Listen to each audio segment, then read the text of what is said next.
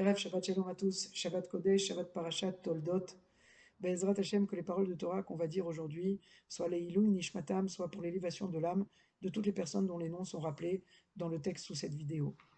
Velavdil Ben Ametim Achaim, qu'Akadosh Baruch Hu envoie la refouach, la bonne santé à tous les malades du clan Israël, et en particulier tous les malades dont les noms sont rappelés dans le texte sous cette vidéo.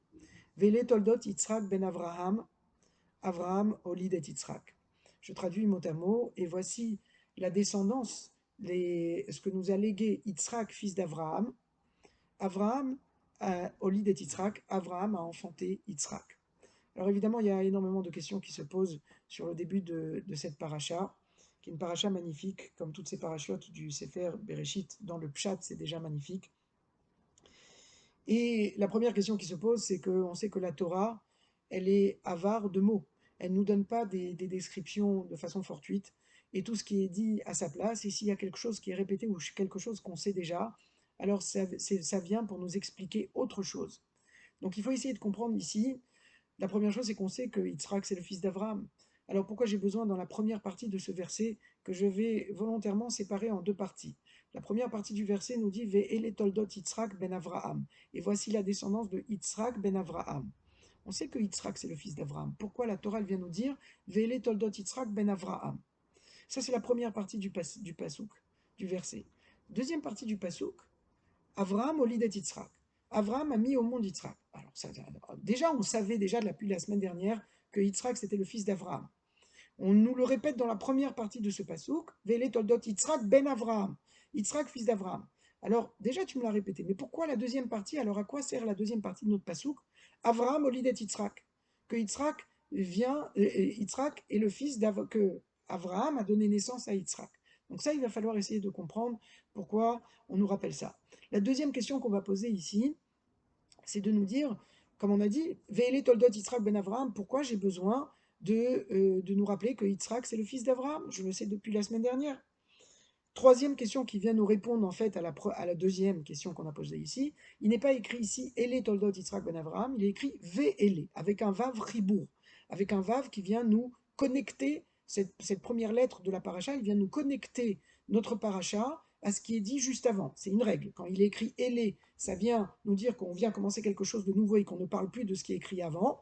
D'accord? Et maintenant, il écrit Ve'ele, ça vient, Léosif à la Rishonim, ça vient rajouter sur ce qui avait été écrit avant. Qu'est-ce qui avait été écrit avant? Dans le Chevi de la paracha de la semaine dernière, il est écrit Ve'ele toldot Ishmael ben Avraham, Asher Yalda Agar Amitzrit Shifrat Sarah le Avraham. Et voici la descendance de Ishmael ben Avraham, Ishmael fils d'Avraham, Asher Yalda Agar Amitzrit Shifrat Sarah le Avraham, à qui Agar a donné naissance, et Agar étant la servante de Sarah, Sarah qui est Sarah et Avraham. Et Sarah est femme d'Avraham. Rabotaï, on voit ici qu'on a la réponse déjà à notre deuxième question. La deuxième question, c'était pourquoi on avait besoin, dans le début de notre pasouk, de nous rappeler que Eli Toldot Yitzhak ben Avraham. Pourquoi on avait besoin de nous dire Eli Toldot Yitzhak ben Avraham, que Yitzhak était le fils d'Avraham? C'est comme nous vient nous le rappeler le Kli Yakar, c'est par souci de cohérence. Comme on a rappelé la descendance la semaine dernière de Ishmaël, voyez, vous regardez bien le pasouk, vous allez voir que le début du pasouk qu'on a lu la semaine dernière, c'est exactement la même syntaxe que notre pasouk cette semaine. Ve'ele toldot Ishmael ben Avraham, et ici on a nous, Ve'ele toldot Yitzhak ben Avraham, donc exactement la même chose. La grande différence, c'est comment continue le pasouk. Là-bas, il est écrit Asher Yalda Hagar, Amitzrit Shifrat Sarah et Avraham, que Hagar, qui est la servante de Sarah, a mis au monde à Avraham. Alors que donc ce pasouk-là, la semaine dernière, Ishmael, il est relié à Hagar. Tandis que dans notre pasouk, Avraham, au lidet Yitzhak, c'est Avraham qui a mis au monde Yitzhak et non pas Sarah, si on avait voulu garder la cohérence dans le pasouk avec le pasouk de la semaine dernière. Donc comme si on voulait nous dire ici qu'il y a un lien direct qui est important de comprendre entre Avraham et Yitzhak, et nous dire que c'est Avraham qui a mis au monde Yitzhak. La dernière question qu'on va poser aujourd'hui, c'est une question qui vient prendre un peu les choses avec un peu plus de recul, comme vient nous le dire le Chalban Zichrono Livracha. Il nous dit que dans le Zohar Akadosh, la question elle est posée à un autre niveau. Et je vais donner une petite introduction pour comprendre cette question. La question elle est basée sur le fait qu'on sait que nos avot, nos patriarches, ils ont fait descendre des midot, des traits de caractère dans ce monde qui viennent des mondes supérieurs et qui descendent dans les mondes inférieurs. Et eux, ils sont les réceptacles, ils ont été l'interface qui nous permet jusqu'à aujourd'hui, qui permet au monde entier de pouvoir profiter de ces midotes-là, de ces traits de caractère. Abraham, il a fait descendre, il est le réceptacle du chesed, de la bonté à outrance. Abraham, c'est l'homme qui a 100 ans, va au troisième jour de sa brit mila, de la circoncision va courir vers des hommes pour leur permettre, des Ishmaélim qui avaient l'apparence de Ishmaélim, d'Arabes, il va courir vers eux pour aller leur offrir l'hospitalité et leur donner, les recevoir comme des rois, en leur offrant des langues en sauce de moutarde pour les recevoir comme des rois. Qui que ce soit, je reçois tout le monde comme des rois. Je demande à tout le monde de respecter les règles qu'il y a dans ma maison en se lavant les pieds et les mains avant de rentrer et en laissant leur idolâtrie et leur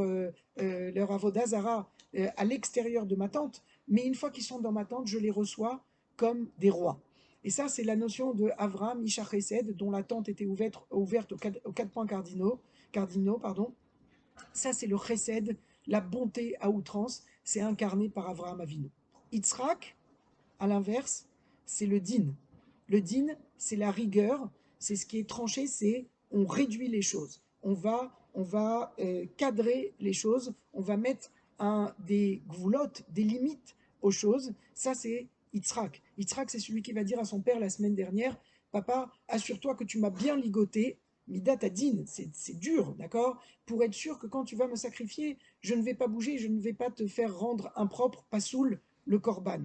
Ça, c'est Midat Adin, d'accord? Ça, c'est Yitzhak.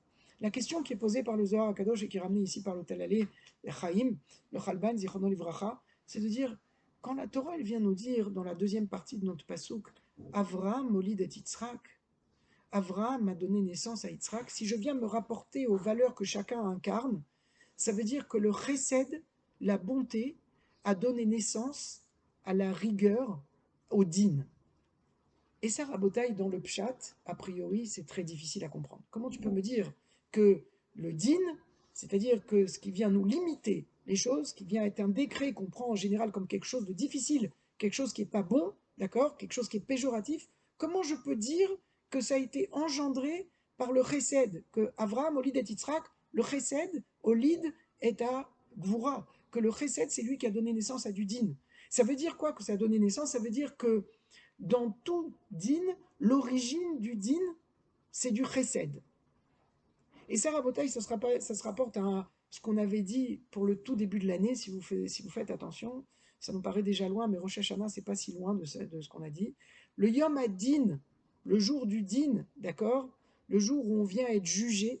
On vient être jugé a priori sur tout ce qui est devant le Dayan, sur tout ce qui est devant le juge, c'est-à-dire les actes qui sont des choses finies, Notre rôle à nous, zéléamtik et adin, adoucir le din, c'est-à-dire de pouvoir remonter au shoresh, à la source du din, c'est-à-dire pourquoi maintenant, ce qui est là devant moi, ce qui me paraît limité, d'où ça vient à la base, je suis obligé d'essayer de retrouver le shoresh qui est un shoresh qui était un shoresh de bonté. Si vous vous rappelez ce qu'on avait dit à l'époque, on avait dit que c'était pour nous montrer que tout ce qu'on fait, même si des fois ça sort mal, ce qu'on fait devant Akadosh Baruch Hu, si des fois ça sort mal, à l'intérieur de nous, tout ça c'était parti d'une bonne intention. Et que si je viens remonter à mes actes, ils se sont exprimés d'une façon qui n'était pas forcément la bonne façon, d'accord? Et ça, si je suis jugé uniquement par le côté extérieur des choses, alors je vais être jugé par Midat Adin. Alors comment je peux venir adoucir cette Midat Adin en montrant ce qui est à l'origine de ce din-là, qui était quelque chose de bon, qui était du chesed. Avraham, Olid et Yitzhak. C'est Avraham qui a donné naissance à Yitzhak. La dernière question que j'ai oublié de poser, mais qui vient aussi nous aider à comprendre un petit peu ce qui se passe dans le début de cette paracha, et à nous de comprendre un petit peu, nous, en termes de Avodat Hashem, qu'on essaie de prendre toujours des parachiotes dans cette petite sikha, c'est d'essayer de prendre un petit peu plus de notions de comment comprendre nous, comment intégrer ça dans notre relation, comment gérer notre relation avec Akadosh Baruch Hu au jour le jour. Comment est-ce que je vais voir, moi, que dans ma journée des fois, elle est faite de chesed, et des fois, elle est faite de choses qui me limitent, qui me paraissent être des choses où on m'a limité, où on a arrêter de donner, ou j'aurais voulu prendre plus, etc., etc. Comment je dois voir ces choses-là avec une racine qui n'est pas du din, mais voir du chesed, puisque la Torah elle vient nous apprendre que Avraham, Olidet Yitzhak, que le chesed, c'est le din, son origine, il est dans le chesed, dans la bonté. Eh bien, la dernière question que je voulais poser, c'était de dire que quand on dit Vele Toldot Yitzhak ben Avraham, la première partie de notre pasouk, a priori, c'est comme si on ponctuait et qu'on mettait un deux points après cette première partie-là. Vele Toldot Yitzhak ben Avraham, comme il est écrit dans la paracha de Noach, et les Toldot Noach, Ish Tzadik Tamim Maya Bedorotav, et que on vient nous, quand on nous dit et voici, je viens te présenter la descendance de Noach, alors on vient nous dire après Noach qui c'était et qui c'étaient ses enfants. Donc on s'attend à ce que quand on nous dit Ve'ele Toldot Yitzhak ben Avraham, et voici que je vais te présenter la descendance, c'est-à-dire qu'est-ce que nous a laissé, qu'est-ce que nous a légué Yitzhak, qui est le fils d'Abraham, qu'est-ce qu'il a laissé après lui, c'est quoi sa tolada, sa descendance. Eh bien, je m'attendrai à ce qu'on parle de Esav et de Yaakov, de ses enfants, ou des valeurs que nous a laissées Yitzhak. Pourtant, après ces deux points, qu'est-ce qui est écrit Vele Toldot Yitzhak ben Avraham, Avraham Olidet Yitzhak. Comme si on vient encore insister sur le fait que c'est répété. Alors, comment on peut comprendre que la tolada, que ce que nous a laissé Yitzhak, c'est justement cette compréhension de comprendre que ce que nous a laissé Yitzhak, au bout du compte, c'est la Midat Adin, mais que la Midat Adin, elle est intimement liée, directement euh, liée et rattachée à la Midat Chesed. Et les Toldot Yitzhak ben Avraham, deux points. La Tolada de Yitzhak ben Avraham, c'est quoi Avraham Olidet Yitzhak. C'est le Chesed qui a donné naissance, la bonté qui a donné naissance à du din. Et ça, on va essayer de comprendre un peu plus, Rabotai, avec des exemples pour essayer de comprendre un peu concrètement ce que ça veut dire. Vous voyez que quand on, quand on parle de chesed, on va donner un exemple que le Rav ramène ici. Ça, c'est le Rav Reuven Sasson que j'ai dans une sikha de cette année, qui ramène, qui nous dit que quand on parle de, par exemple, un exemple de chesed, de bonté que fait Akadosh Baruch Hu pour nous, c'est nous donner la pluie. Akadosh Baruch Hu, il nous donne la pluie qui nous permet de vivre. Sans eau, on ne pourrait pas vivre. Si ce monde ne recevait pas de pluie, eh bien, Chas Veshalom, il y aurait de la sécheresse. Et au bout du compte, quand on a épuisé les ressources qu'on a naturelles dans ce monde, eh bien, si Akadosh Baruch Hu ne faisait pas descendre de pluie, eh bien, le monde ne pourrait pas continuer à vivre. Donc, c'est du chesed que fait Akadosh Baruch Hu de faire descendre la pluie. Abotaï, dans quel bracha, dans le Shmona Esrei, dans notre Amida, Tfilat et Amida, dans quel bracha on demande à Akadosh Baruch Hu Mashivaruach ou Morida Geshem? Si je viens, d'après ce que je viens de dire, je devrais demander la pluie dans la bracha qui est reliée au Chesed. C'est-à-dire la première bracha qui est reliée à Avraham, quand je vais dire, avant de dire Magen Avraham, Baruch Ata Hashem, Magen Avraham, j'aurais dû dire quoi J'aurais dû dire quoi J'aurais dû dire de Mashivaruach ou Morid Ageshem. Et pourtant, dans quelle bracha on demande Mashivaruach ou Morid Ageshem Ata Gibor Leolam Hashem. Dans la deuxième bracha, qui est la bracha de la gvura, la bracha du din, de la rigueur. C'est là-bas où je vais demander à Kadosh Baruch Hu de me faire descendre la pluie, qui est de la bonté. Quand est-ce que je demande à Kadosh Baruch Hu de me faire descendre de la bonté? Dans la bracha qui parle de la rigueur. Comment c'est possible? C'est le même contraste, la même question que j'ai posée au début. Avraham, Olid et Yitzhak. Alors il y a certainement, c'est pas fortuit, c'est lié tout ça. Chazal vient nous expliquer, et c'est très clair à Botaï. On le voit à Kadosh Baruch Hu, des fois, il nous rappelle ça. Quand la pluie, elle descend sans être limitée, sans avoir de fin et de limite, eh bien, d'une bonté, du chesed, ça devient une klala. D'une bracha, d'une bénédiction, ça devient une malédiction. C'est-à-dire que le chesed poussé à outrance, quand il n'y a pas de limite, c'est-à-dire de din, c'est-à-dire le din, c'est ce qui nous permet de dire je limite. Ça c'est bien, ça c'est pas bien, ça c'est cachère, ça c'est pas cachère, ça c'est permis, ça c'est assour. Quand je mets une limite, en fait, je viens me permettre de profiter du chesed que Akadosh Baruch Hu me donne. Si je ne mets pas cette limite, ce chesed-là, pensez à la pluie, si la pluie ne s'arrêtait pas de tomber, eh bien la bracha, la bénédiction se transformerait en klala, en malédiction, chas shalom. Donc c'est pour ça que la bracha, quand est-ce qu'on demande la pluie? Quand on a sous l'attribut de la gvura, sous l'attribut de la rigueur.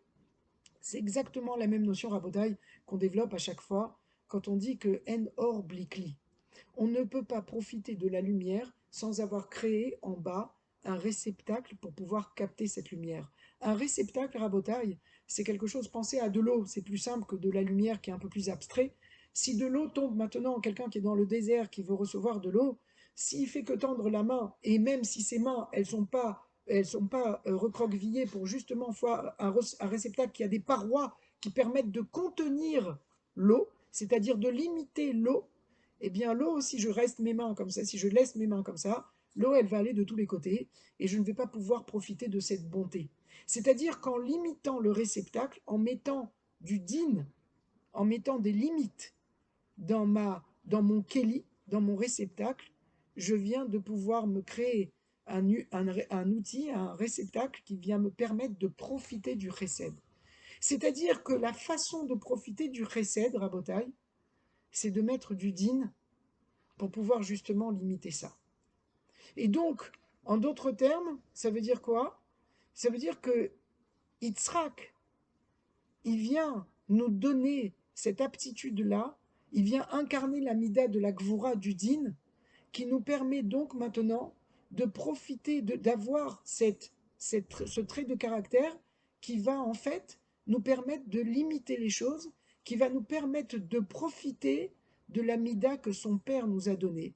C'est-à-dire que Yitzhak, en fait, il vient en connexion directe avec son père, nous permettre de pouvoir profiter du chesed qui a été donné, qui est incarné par Abraham. On ne pourra profiter de cette bonté que si on applique aussi la mida du din qui est donnée par Yitzhak.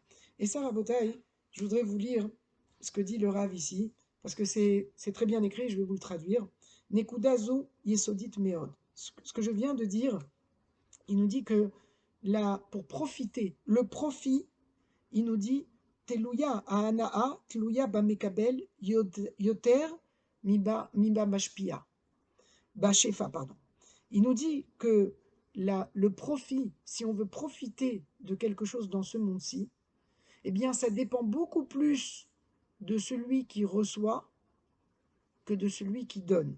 Comme on le dit souvent, Akadosh Baruch Hu, lui, il donne tout le temps.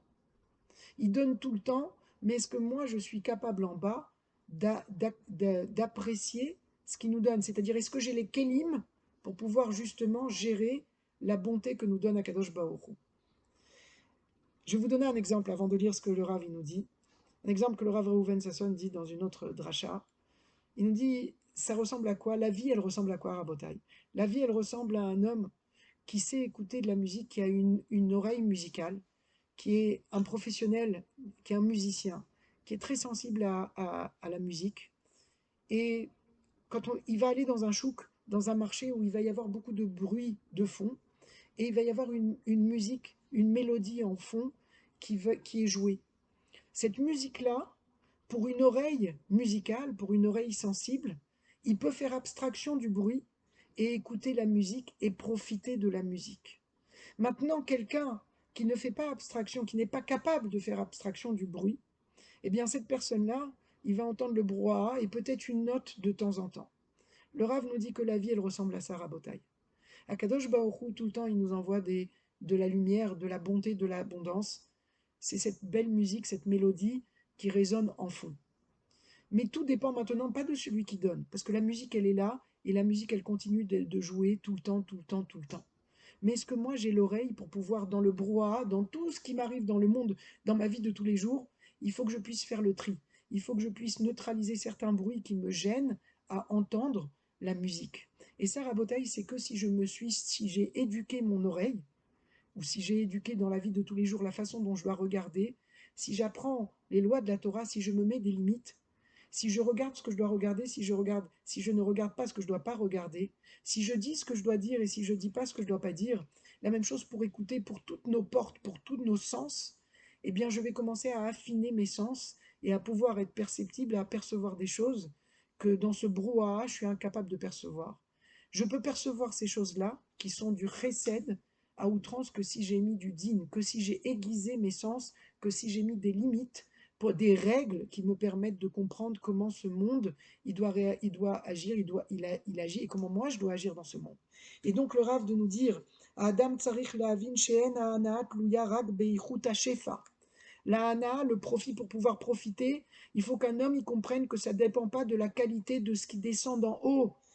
Et là, Baïrout Amekabel, mais dans la qualité, dans la finesse de celui qui reçoit. Tout le monde peut recevoir en bas, parce que le Shefa, il descend pour tout le monde. Cette musique-là dont on a parlé, elle joue dans le chouk, qui est ce monde-ci pour tout le monde. Mais tout le monde ne l'entend pas. Tout le monde ne va pas voir la bonté. Qui c'est qui va voir la bonté? Celui qui va voir la bonté, c'est celui qui a mis du din. Et ça, c'est ce que Yitzhak Avinu, il nous a donné Rabotai. Il nous a donné cette aptitude, il a fait descendre dans ce monde, comme le Rav le dit, il nous dit, et la Gvura, donc la Midat Adin, cette Mida qui est représentée par Yitzhak, Yisod Atzimtzum Velo Soda Ashpar. Ça veut dire que la Gvura, cette Gvura-là, c'est ce qui nous permet donc de recevoir, de limiter la bonté qui va descendre de Akadosh Baruch Hu. Et donc, le Rav de nous dire ici que, en fait, je cherche ce qu'il nous dit après, il nous dit que,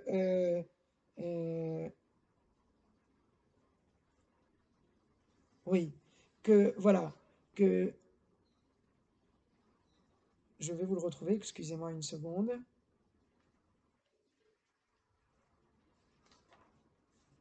voilà, que, en fait, Yitzhak Avinu, avec la Midat Adin dans ce monde-ci, il nous a permis de dévoiler la Midat du Chesed.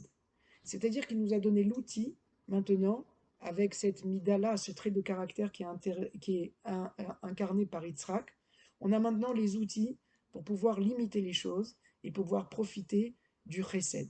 Donc maintenant, je comprends pourquoi le Chesed, Avraham, Olid et Yitzhak. C'était important de me dire que Avraham, Olid et Yitzhak. Que le Chesed, il a été incarné que Avraham, c'est lui qui a mis au monde Yitzhak. Parce que le Chesed, la bonté, c'est quoi à la base? La première bonté, c'est qu'on puisse nous profiter de cette bonté. Pour qu'on puisse profiter de cette bonté, il fallait que le chesed, il nous donne aussi, pas que juste du chesed à outrance, parce que le chesed à outrance, comme on l'a vu, c'est de l'eau, c'est de la pluie qui ne s'arrête pas, ça se transforme, chas v'shalom, d'une bracha en klala. Donc le chesed, il était obligé d'incarner, pas d'incarner, de mettre au monde quoi? La limite, la gvura, Yitzhak, Avraham, Olid et Yitzhak. Et c'est ça qu'on vient nous apprendre à Bota ici, dans le sens, bien sûr, dans la pnimiout des choses. Rachid viendra nous dire que dans le sens simple, c'était juste que les moqueurs viennent de dire que Sarah, elle est restée 10 ans avec Abraham avant que Abraham prenne Agar sur l'ordre de Sarah pour mettre au monde Ishmaël. Et alors, quand Sarah elle a été prise en captivité par Avimelech, alors juste après, ils ont eu Yitzhak. Alors tout le monde dit, bon, bah, c'est pas Yitzhak, c'est pas le fils d'Abraham. Et elle a été avec Avimelech, elle est restée des années avec Abraham, elle n'a pas eu d'enfant. Donc c'est clair qu'elle a eu cet enfant d'Avimelech. Qu'est-ce qu'a fait Akadosh Baruch Hu, comme nous ramène Rashi? Il a fait en sorte que le visage de Yitzhak, il était identique au visage d'Abraham. Pour que quand on voit Yitzhak dans la rue, on va dire Abraham Olidet Yitzhak. On ne peut pas se tromper. C'est Abraham qui a mis au monde Yitzhak. Ça, c'est le pshat, comment on explique le pshat du pasouk. C'est ce que nous dit Rashi. Mais dans la pnimiout du pasouk, comment on peut comprendre que le chesed qui est incarné par Abraham, c'est lui qui a mis au monde la gvura, le din, qui est incarné par Yitzhak? Eh bien oui, parce que si le chesed, il n'avait pas mis au monde un keli, un outil qui nous permet de profiter de ce chesed, alors c'est pas du vrai chesed. Et qui c'est qui va pouvoir incarner ces deux notions ensemble, le chilouv, la mix de ces deux notions-là, c'est Midat Atiferet, c'est Yaakov Avinu. Yaakov Avinu, il va savoir se servir du din et se servir du chesed. Et c'est pour ça que Yaakov Avinu, comme on va le voir à la fin de la paracha, c'est lui qui va, à la naissance de Yaakov, dans cette paracha, que Yado, que la main de Yaakov, elle était au chesed be'akev Esav, elle tenait le Hakev de Esav, c'est quelque chose que je n'ai pas le temps de développer ici, mais que Yaakov, il savait justement employer le din, des fois, à kol Yaakov, ve'al yadaim yadei Esav. Que Yaakov, dans la pnimiout, il était bon, mais à l'extérieur, il savait mettre la rigueur et il savait, lui, il savait faire preuve de rigueur justement pour justement faire l'équilibre entre le chesed et la gvura. C'est ça, Rabotaï, qu'on vient nous enseigner. Dans la vie de tous les jours, on doit mettre des limites. Et il faut savoir une chose, que ces limites-là, Rabotaï, on les apprend dans les règles de la Torah.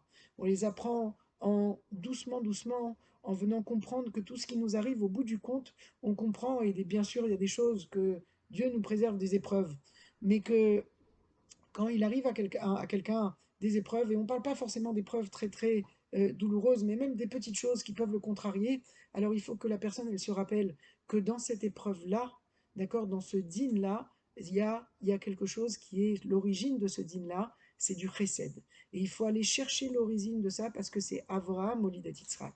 Alors Bezrat Hashem, on arrive vers Shabbat Kodesh, qui est un moment de Mehen Olam Haba. Le Shabbat Kodesh, c'est un moment de Ehara, un moment d'éclairage où celui qui sait profiter du Shabbat, et là c'est exactement la même chose, Rabotai, celui qui toute la semaine, il a été rivé vers, ses yeux étaient rivés vers le Shabbat, vers apprendre un peu mieux les halachot de Shabbat pour savoir qu'est-ce qui est permis, qu'est-ce qui est assour à Shabbat, comment je fais rentrer mon Shabbat et comment à Shabbat, je ne fais pas ce que je fais toute la semaine, je mets des limites. Quand je vais mettre des limites pour dire à Shabbat, à la table de Shabbat, je ne parle pas de choses qui sont des choses de toute la semaine, je ne parle pas de choses qui sont des choses du Chol, mais je parle de choses qui sont des choses plus élevées. J'essaie de parler de la paracha, j'essaie de parler des choses qui sont des valeurs de la vie juive, qui font que on a une maison qui reçoive le Shabbat, et à ce moment-là, quand j'ai mis des kélim, quand j'ai mis des barrières pour éviter de faire rentrer dans ma maison le Shabbat des valeurs et des choses qui sont des choses que j'utilise tous les jours, eh bien à ce moment-là,